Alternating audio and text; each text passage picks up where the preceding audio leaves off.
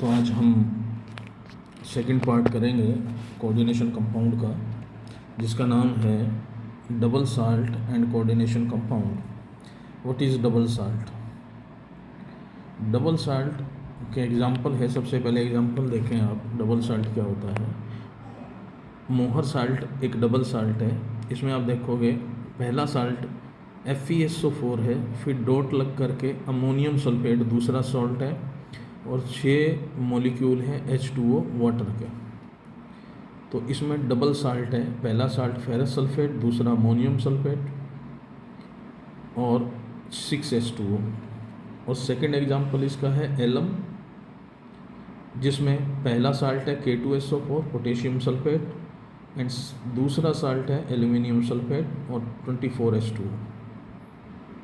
आप देखोगे इसमें 1 मोल FeSO4 है, 1 मोल ही अमोनियम सल्फेट है। दोनों के मोल समान है, इक्वी मोलर है। तो डबल साल्ट किसको कहेंगे? वह साल्ट जिसमें 2 salt equi molar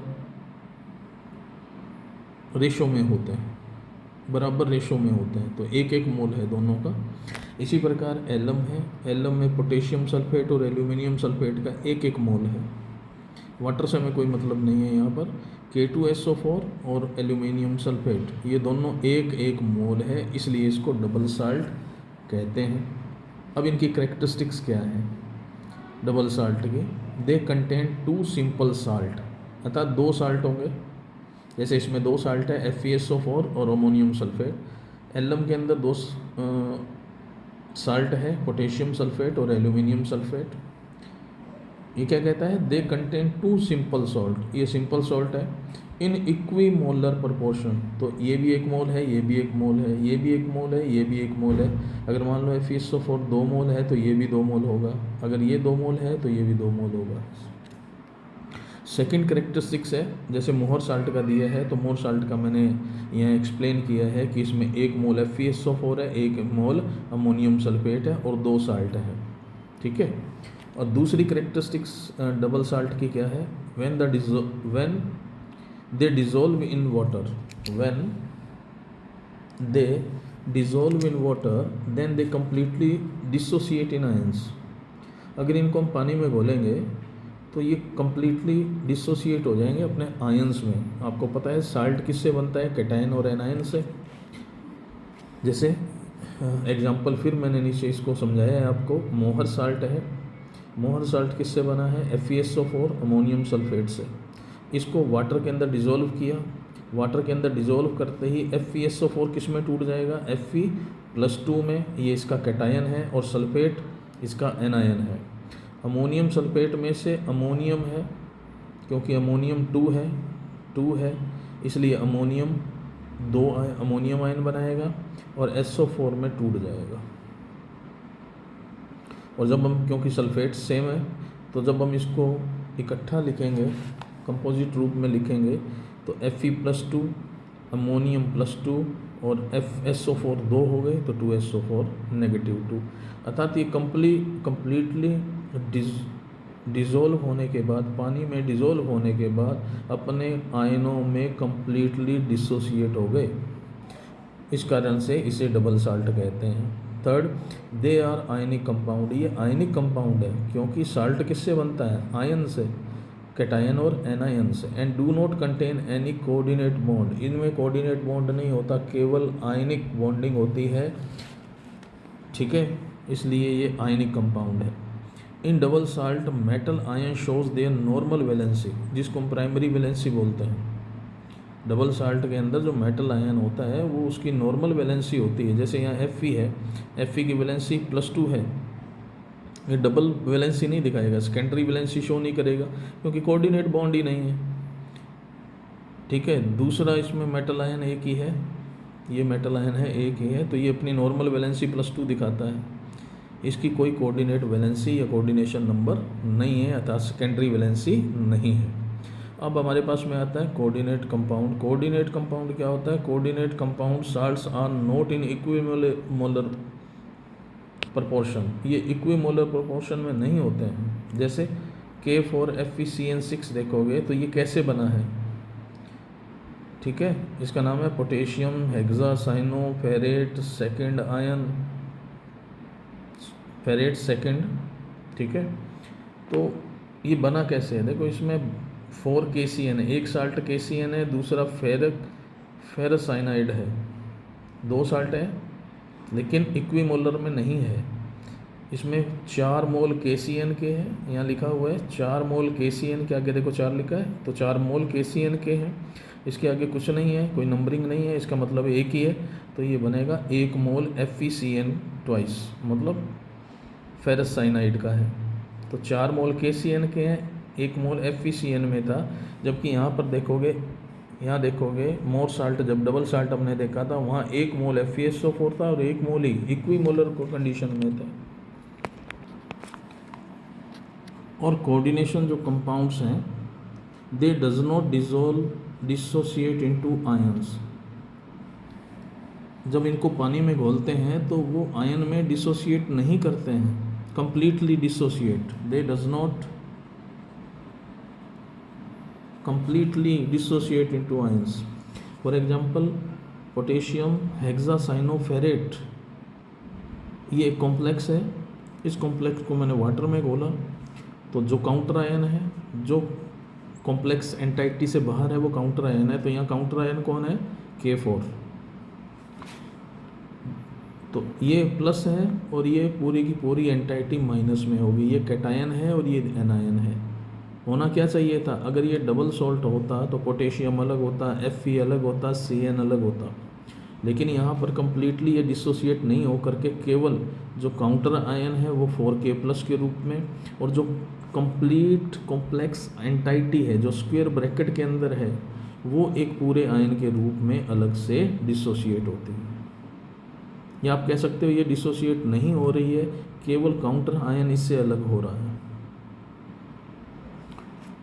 third point इसका है, दे मे और मे नोट बी आयनिक, ये आयनिक हो भी सकते हैं और नॉन आयनिक भी हो सकते हैं, बट कॉम्प्लेक्स पार्ट या कोऑर्डिनेट एंटाइटी होती है जो स्क्वायर ब्रैकेट के अंदर है, they always contain coordinate bond, इनके अंदर कोऑर्डिनेट बॉन्ड होता है। जैसे कि मैं पहले भी आपको बता चुका हूँ, metal ion shows 2 types of valency, जो कॉम्प्लेक्स आयन या कॉम्प्लेक्स कंपाउंड्स हैं, कोऑर्डिनेट कंपाउंड है, इनमें मेटल आयन जैसे कि पहले भी बता चुका हूँ कि 2 तरह की वैलेंसी रखता है, प्राइमरी वैलेंसी या नॉर्मल वैलेंसी इसकी, और इसके अलावा सेकेंडरी वैलेंसी। सेकेंडरी वैलेंसी जो इसका कोऑर्डिनेशन नंबर है कि कितने लिगेंड इसके साथ में कोऑर्डिनेट बॉन्ड बना रहे हैं, वो उसकी सेकेंडरी वैलेंसी है। इसी ऊपर वाले कॉम्प्लेक्स एंटाइटी की मैं एग्जांपल अगर लूँ तो Fe है, इसके साथ में ये 6 CN 6 कोऑर्डिनेट बॉन्ड बना रहे हैं,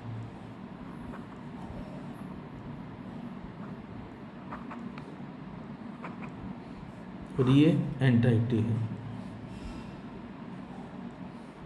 ठीक है, यहाँ -4, ये एक कॉम्प्लेक्स आयन है, इसमें Fe जो प्राइमरी वैलेंसी है वो कैसे निकालते हैं, प्राइमरी वैलेंसी होता है इसका ऑक्सीडेशन नंबर होता है, वो अभी आपको कैलकुलेट करना आपको इसके बाद में बताता हूँ। और जो सेकेंडरी वैलेंसी है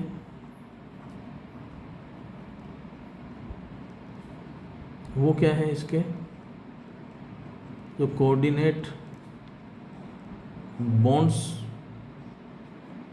कोऑर्डिनेट बॉन्ड की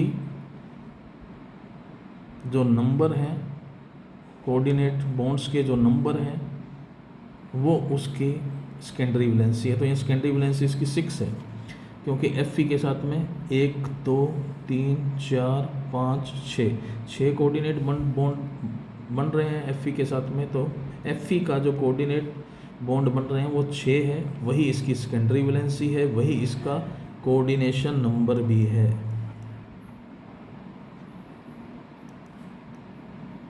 वो इसका कोऑर्डिनेशन नंबर भी है।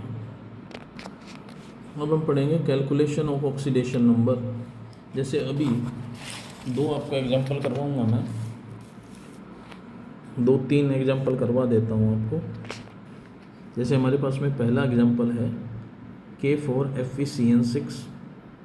तो इसके अंदर जो कॉम्प्लेक्स एंटाइटी है, इसमें जो लेफ़्ट साइड में होता है कॉम्प्लेक्स एंटाइटी, चाहे दोनों ही कॉम्प्लेक्स हो सकते हैं, दोनों ही अलग अलग हो सकते हैं। तो यहाँ बाहर की तरफ होते हैं जो कॉम्प्लेक्स एंटाइटी स्क्वायर ब्रैकेट से बाहर है, वो काउंटर आयन है। अगर लेफ़्ट साइड में है तो ये कैटायन है, राइट साइड में है तो ये एनायन है। याद रखना है, कैटायन हमेशा लेफ़्ट साइड में होगा, एनायन हमेशा राइट साइड में होगा। तो ये कैटायन है। हमने जिसकी ऑक्सीडेशन नंबर निकालना है, किसका ऑक्सीडेशन निकालना है, हमने मेटल का निकालना है, इसका निकालना है। इसको आप क्या मानोगे, एक्स मानोगे। इसको क्या मानोगे, एक्स मानोगे।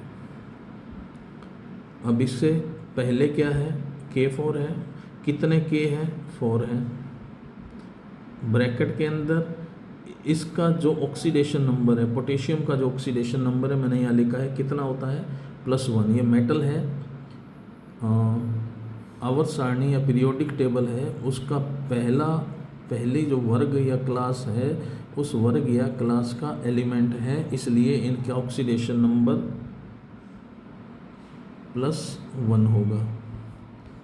ठीक है, K4 का 4 × +1, Fe का हमने मान लिया क्योंकि इसका ऑक्सीडेशन नंबर हमने निकालना है, और प्लस अब हमने निकालना है Cn का। Cn का यहाँ मैंने लिख दिया है, Cn का ऑक्सीडेशन नंबर होता है -1, या चार्ज होता है -1। कितने Cn है, 6 है। कितने Cn है, 6 है। तो 6 ब्रैकेट के अंदर -1। और क्योंकि इस पूरी एंटाइटी, पूरे कंपाउंड पर कोई चार्ज नहीं है, इसलिए आप लिखोगे =0। चार्ज हमेशा इक्वल लिख करके आता है, ये ध्यान रखना है। जो भी चार्ज होगा इस पूरे कंपाउंड के ऊपर या आयन के ऊपर, वो चार्ज हमेशा इक्वल के बाद में आएगा। ठीक है, अब इसको कैलकुलेट करो। 4 × +1, प्लस का 4 प्लस x, और 6 × -1 = -6 = 0। ये 4 6 में से चला जाएगा तो बचेगा x - 2 0, तो x = 2। तो हमने इसका ऑक्सीडेशन नंबर या जो प्राइमरी वैलेंसी है किसी भी कोऑर्डिनेट कंपाउंड की, हम इस तरह से निकाल सकते हैं। तो यहाँ देखोगे x किसका था, Fe का था। x किसको लिया था आपने, Fe को लिया था, तो Fe, और ये प्लस का 2 है तो ये +2 है। ठीक है, इसको लिखते कैसे हैं, इसको लिखते हैं Fe2, ऐसे लिखता है।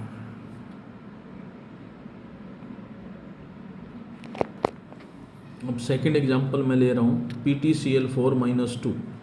ये एक कॉम्प्लेक्स एनायन है, ये कॉम्प्लेक्स, ये ब्रैकेट के अंदर है, वो कॉम्प्लेक्स हो गया, और क्योंकि इस पे -2 चार्ज है तो ये एनायन है, तो इसको बोलेंगे कॉम्प्लेक्स एनायन। ये एग्जांपल है कॉम्प्लेक्स एनायन का। अब इसमें हमने इसकी प्राइमरी वैलेंसी निकालनी है Pt के। Pt को हम क्या मानेंगे, x। Pt को हम क्या मानेंगे, x। इसकी वैलेंसी तो निकालनी है, प्राइमरी वैलेंसी। और Cl कितने हैं, 4। एक Cl का चार्ज मैंने यहाँ लिखा है कितना होता है, -1, तो -1। अब इक्वल टू मैंने आपको पीछे भी बताया था, इसको हल किया था कि यहाँ माइनस जो भी चार्ज होता है वो चार्ज यहाँ इक्वल के बाद में लिखा जाएगा, तो =2 के बाद -2 लगाओगे। ठीक है, x -4, इसको हल करोगे तो x -4, ये -2, x = -2, ये 4 इधर चला जाएगा तो +4, तो x = प्लस का 2। क्योंकि x किसकी जगह पे था, Pt की जगह थे, तो Pt का कितना हो गया, +2। इसको हम लिखेंगे Pt2। क्योंकि मेटल है, मेटल पर कभी नेगेटिव चार्ज नहीं होता है, मेटल पर हमेशा पॉजिटिव चार्ज होगा। ये इसकी प्राइमरी वैलेंसी आ गई।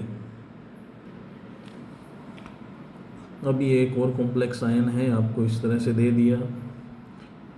इसकी प्राइमरी वैलेंसी निकालनी है तो Fe की निकलेगी क्योंकि मेटल है।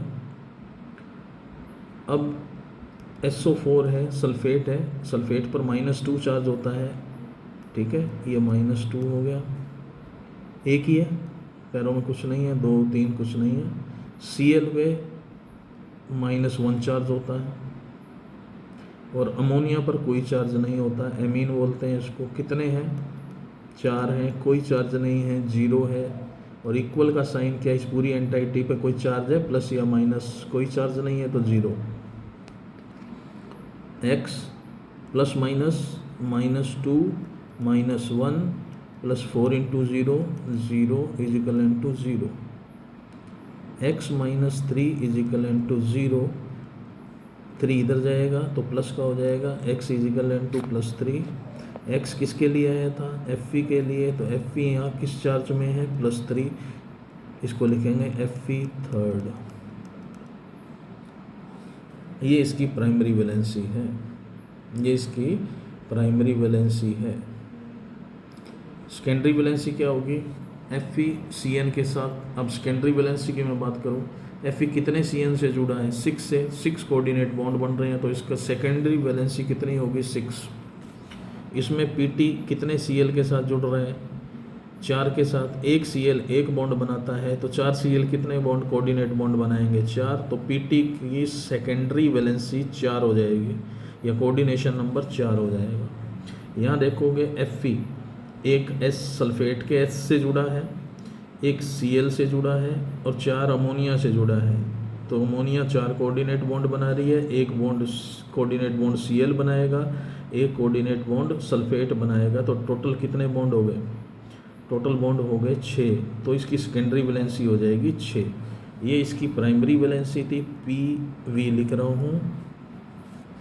ये भी इसकी प्राइमरी वैलेंसी है, ये भी इसकी प्राइमरी वैलेंसी है। और जो सेकेंडरी वैलेंसी होगी वो हो जाएगी 4। इसकी 4 हो जाएगी सेकेंडरी वैलेंसी 4, इसकी सेकेंडरी वैलेंसी हो जाएगी 6 और इसकी सेकेंडरी वैलेंसी हो जाएगी 6। स्क्रीनशॉट लेना हो स्क्रीनशॉट ले सकते हैं।